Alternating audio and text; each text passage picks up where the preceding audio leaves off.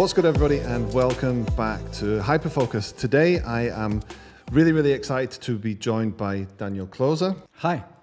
Daniel and I have known each other for a very long time, and it is an interview that we're going to be doing. We're actually going to be taking a bit of a deep dive into some of Daniel's work. Daniel is a creative director who's actually just recently gone freelance, but he has a wealth of knowledge that we're going to be sharing with you guys. And also, I just want to say one interesting fact is that Daniel actually gave me my first break when I first came to Hamburg. So I've forever been very grateful to him for that. So thank you very much. So in this video, we're going to be looking at 4 different projects from Daniel and kind of looking at some of the thought process that went into them and kind of understanding how Daniel works. So first and foremost, could you maybe introduce yourself and just say a little bit about who you are and your background? Okay, thank you very much. I'm Daniel. I'm a creative director from Hamburg, and I'm working in the creative industry for more than 15 years now. Excellent. Yeah, cool. It has been quite some time. I think we've both been around for a while. But I think the first project that we're going to look at is one that you guys are going to be super interested in. It is actually for a beer brand, actually one of the most famous beer brands in Hamburg, or maybe some would say in Germany, kind of. It's actually ASTRA, and ASTRA is somewhat, for those of you who do not live in Germany, it's somewhat of an institution, especially for Hamburgers, because there's a big association with the football club here, St. Pauli, and they have a very particular, very interesting way of presenting their brand. So I would say, let's jump straight into the first one, shall we? Yeah, cool, great. So ASTRA, you explained it very good. Like, it's the outlaw of every beer. Like, you have like the normal guy like Beck's, or you have like all these craft beers where they're a little bit more hipster-esque, and ASTRA is the outlaw. It's from St. Pauli. It's born there. It was raised on the Reeperbahn, and it's for fun, it's for party, it's for people that just are like they are and that want to have fun. So the project we're talking about is the ASTRA Adventskalender, and it began in December 2020 when there was the hardest lockdown in Germany and every pub was closed. So when you're a beer brand like ASTRA and your fans and your audience, all they want is having fun and making party. What do they do when all pubs are closed and a global pandemic is forcing them to stay home? So what was the ASTRA Adventskalender? Like the name says it. It was an Adventskalender which should help to support these closed pubs on St. Pauli, and on the other hand, give people that St. Pauli feeling, that ASTRA feeling that they know from going to these pubs to experience at home while they can't go out because of the COVID-19 pandemic. And what we did was each day we opened the door of another pub, and in there was something to win, something that was typically for St. Pauli or typically for Christmas. So the only thing that you had to do was to comment on the post, and with that you had the chance to win this special piece from this pub or from this day. And after that, we tried to announce that in each pub there was something to win from St. Pauli, because they didn't have the chance to go out with their friends to go into these pubs and have party or go to the sex shop or... That's very typical Hamburg, I have to say. Yeah. So I'd be very interested to know what was behind those doors. But that sounds really cool. I think that's a really interesting approach to creating a very kind of homely, localized St. Pauli style Adventskalender. So I mean, what else did you do in the campaign? Yeah, so the main goal was to raise funds with our GoFundMe campaign. So the calendar was more or less the trigger for all these fans to see that there was this fundraising campaign and to donate. So all these snippets were made to entertain people, and if you entertain people, then they're more willing to donate some money for the place that they love to go to. Okay. And that was the main goal behind it. And it was a very tough project because we started in mid of November, and it was a self-made production, so we produced everything on our own. Okay. We had a very good photo and videographer working at LaRed, and the team was absolutely awesome because everyone worked really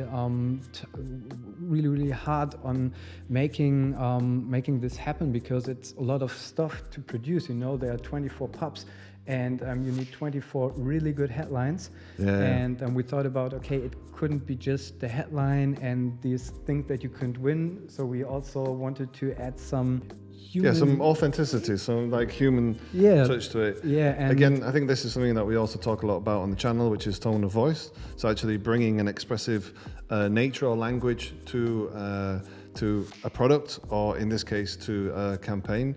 And I think, you know, this speaks 1,000 words. It's very much colloquial Hamburg slang and a particular way of talking. So I think that expressive nature really shone through on this project. So that's one of the most challenging tasks when working for Astra, is finding a funny headline. But it's not just about, hey, I can write funny headlines, but it has to fit to the project and to the topic. Like at this time, it needs to fit to Christmas. It needs to fit to something that you miss from St. Pauli. So there were a lot of different challenges that we had to check when working on it. And then, because we implemented this Astra Santa, like a Santa who is not that usual Santa, so he had a red Bademantel. I don't know Bademantel in English. Bademantel is a dressing gown. Ah, okay, thank you very much. Dressing gown. And he was wearing some St. Pauli Schlappen slides, I think. Slides. Flip-flop kind of slide. Like how you would imagine a Santa from St. Pauli, and he was the one and only actor in these snippets. And over time, we saw that he needed some more action inside these snippets. So it wasn't just only thinking about, okay, what the perfect item to raffle to the fans. Awesome. So I mean, it looks like, you know, a lot of production went into this. A lot of great minds went into it. I think the campaign kind of speaks for itself. Was there a big response from this? Like, it was well received? The response from the fans was heartwarming, because there were comments under these posts that fans said, you're the only light that I have during this pandemic, and I really look forward each morning to see the new door that you're opening. And fantastic. Yeah, that was really great. Well, that sounds absolutely fantastic, and definitely on brand, and you managed to encapsulate something fantastic. It's not that often in the industry, and even, you know, especially I can speak from myself, is that you get a job that kind of comes together so perfectly with a client who's on side, and also a great team putting the pieces together to create something like this. So cool, thank you very much. Let's move on to the next one. Yeah. And you brought another project for us. You told me earlier that this is actually Daniel's favorite that he's done, and this is the Tagesschau. Can you tell us what the Tagesschau is, for those who don't know the Tagesschau? Yeah, Tagesschau is the BBC of German television. Okay. So it's the biggest German news broadcaster, I would say. Yeah. And the very special thing about Tagesschau is that they are an institution that is coming out from the Bundesregierung. Okay, from the government. From the government, And they have like the task to inform and educate the people in Germany. And this is something different to a private newspaper like Bild or name any other, or Frankfurter Allgemeine, because they don't have this this special task. Okay, cool. So a pretty important client, I would say. So yeah, tell us a little bit about the brief and the project. Yeah, the brief was a problem that a lot of brands are facing, because the Tagesschau, they have a very, very big hate speech problem. When they came to us and talked about that with us, they said that they are receiving more than 10,000 hate speech comments a day. Oh man, really? Yeah, Okay. that's really, I don't want to sit there behind their computer and receive this stuff, because this is mean, and this is not like you would behave in a normal in a normal life, like in person. And from there we are coming to the insight that the team found back then, and this is a really, really good example for an insight where everyone is saying, ah, yeah. So obvious, like the insight is, if you're looking at this hate speech and these people who are writing these bad comments, mean comments underneath these posts, a lot of them are anonymous. And for the problem of hate speech, the insight was that it's easier to write a bad comment than say it to the face of the other person. So we came up with a kind of clever targeting strategy, and we started the campaign with 3 content pieces from 3 journalists of the Tagesschau, and we published them on Tagesschau channels about topics where we knew that there will be haters who will be commenting on that.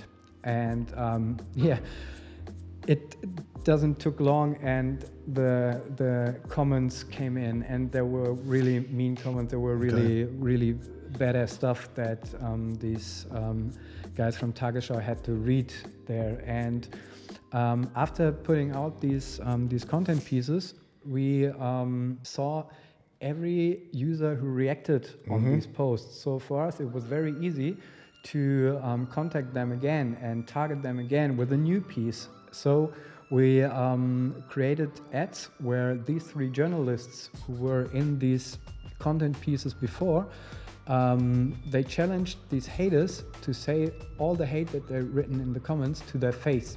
And we announced a date for a Facebook Live where all this should happen, and where all these haters had the chance to say it into the face of these journalists. And yeah, then we tried to prepare the live event, and this was something I think also the Tagesschau and the team never did before, because it wasn't like producing some fancy film footage and put some nice motion design on it and release it as a campaign. The goal was to create awareness for an open discussion culture. So yeah, crazy, man. I think, you know, that's also testament to the power of like advertising or campaigns as well. Like, I think advertising often gets a bad rep, but you know, when it's put to good use and it's used to channel the momentum that you know, the knowledge that your team had to actually be able to focus it on good, and not just through like making a quick buck, as it were. You know, you can make positive impact, and I think that's a really, really good example of, you know, creating new technologies, also creating a positive message and trying to make change. So I think a project like this is really testimony to something like that. So yeah, pretty awesome. Should we move on to the next project? Yeah, sure. So okay, so what's the next one that we have with us? The next one is, it's not a real project that was executed in the end, but it's something that now, as I'm starting to go freelance again, I want to work more on, and it's something that where you don't have the chance to work on if you're in an agency for digital communication. So we're talking about the package design for Luve. Luve. Yeah, So it's spelled L-U-V-E. I've always pronounced it Love, which I always thought was a beautiful name for a product. Yeah, Love. but it's Luve. Yeah, what does Luve actually mean? Well, Luve does mean lupine vegan. Lupine vegan, okay. Lupine is the flower where the proteins and the substance is coming from, and because it's vegan. Because it's vegan, yeah. It makes it's sense. Luve, yeah. Makes and sense. Back then it was made with Luve, but nowadays they just say Luve because it's shorter and it's easier to. I think, Daniel's brought an example. We'll put it on the screen now. I think this is a really beautiful package. It's a shame that this didn't actually come to fruition. It didn't actually be realized, but I think it's absolutely fantastic. You want to tell us quickly a little bit about this project? Yeah, so we were working on, when we got the client at LaRed, we had the task to develop a new design for all the digital communication. The concept behind this design is that we wanted to show the people who are drinking the stuff or eating the stuff. Drinking it. Yeah, that's true. Because it's not just milk products, is it? They also make lots of dairy alternatives, right? Yeah. So I think from what you told me, it's to showcase the people behind the consumption of the product. So it's the people behind the end user, as it were, and to show the different kind of variations, the different types of people who actually consume the product, right? Exactly. Something like that, yeah. In this way, and damn, yes. Forgot what I wanted to say. No, but that's cool. We talked about this a little bit in detail beforehand, and I think this idea of inclusion, as it were, giving almost the product a stage somehow to celebrate the people who actually consume Luve, and they're making a statement themselves by actually consuming the brand, right? Exactly. We wanted them to identify with the product because they identify with being vegan and living dairy-free. There's so much identification behind that. Look at people. Talk to people that are vegan. They're like people who are doing CrossFit. At least in the second sentence, they're saying that they are vegan or that they are doing CrossFit. I don't know if you heard about this, but you know how you know a vegan because they will tell you. They will tell you. Yeah. I am actually vegan, so I'm allowed to say that. Yeah. But I don't do CrossFit, I'm afraid. Don't worry. So we wanted this identification, and on the other hand, we wanted to, like you said, we wanted to create something that has like lifestyle feeling, because what are these people looking for when they go to the supermarket? Yeah, they look if it's vegan or not. You can tell very fast. But they have a special kind of mindset, because look at the biggest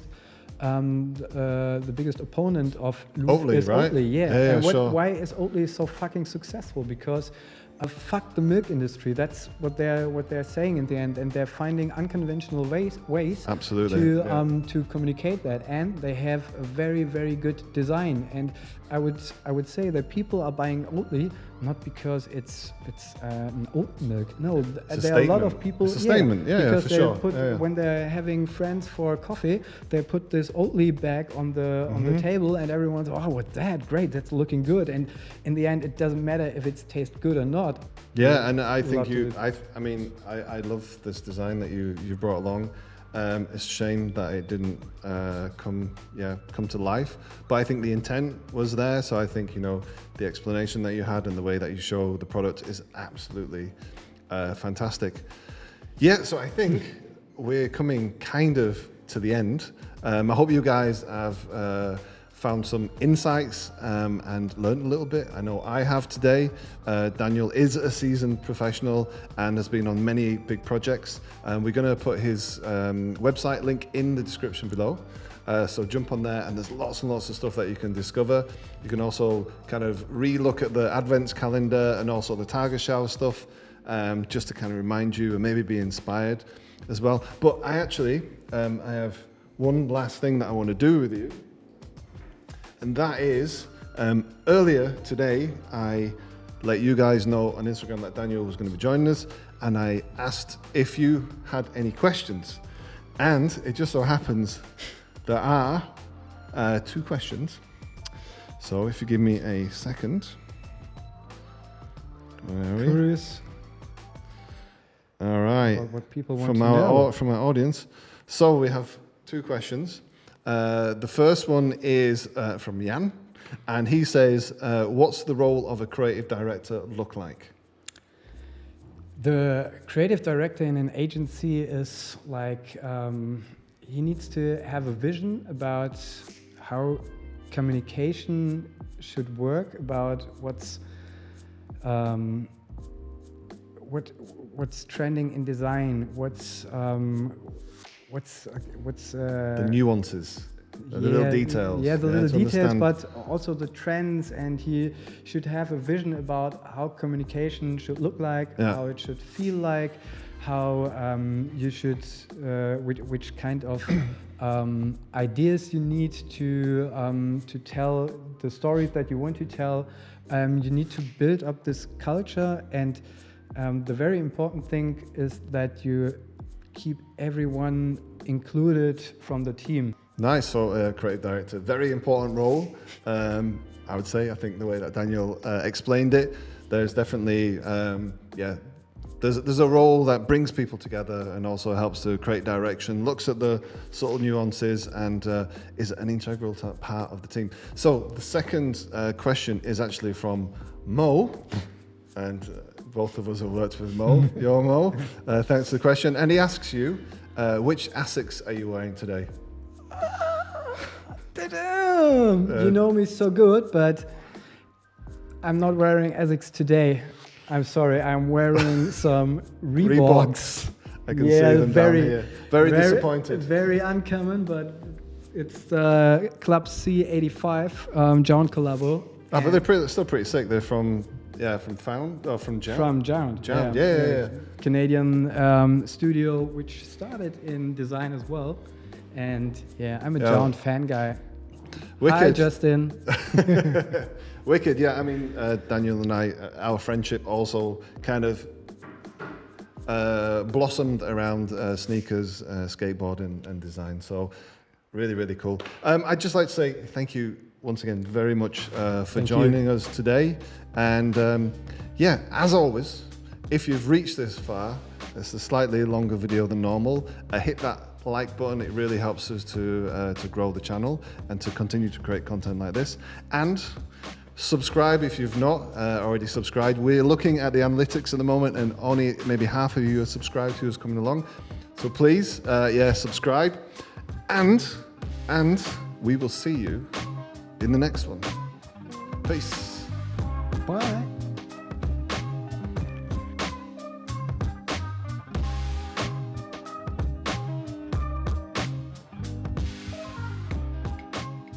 Nice. Cheers. Thank you. For you. Are you going to show everyone your t-shirt anyway? Woo! Really I'll hold looking it good. now for you. T-shirts? Here. Nice. Exclusive. All right. Later.